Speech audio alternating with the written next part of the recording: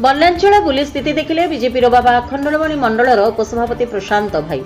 ପ୍ରବଳ ବର୍ଷା ପ୍ରଭାବରେ ବୈତରଣୀ ସାଳନ୍ଦୀ ନଦୀରୁ ଆସିଥିବା ବନ୍ୟାଜଳ ଚାନ୍ଦବାଲି ବ୍ଲକ ଖେରଙ୍ଗ ଗ୍ରାମ ପଞ୍ଚାୟତରେ ଗଭୀର ପରିସ୍ଥିତି ସୃଷ୍ଟି କରିଛି। ଖେରଙ୍ଗ ପଞ୍ଚାୟତରେ ଅଧିକାଂଶ ଘରେ ବନ୍ୟାଜଳ ପ୍ରବେଶ କରିଛି। ବିଶେଷକରି ତଳବନ୍ଧ, ରାଉତସାହି, ନୂଆଗାଁ ଓ ବିଭିନ୍ନ ଗ୍ରାମରେ ବନ୍ୟାଜଳ ମାଡ଼ିଯାଇଛି। ଚାଷ ଜମି ଜଳମଗ୍ନ ହୋଇ ରହିଛି।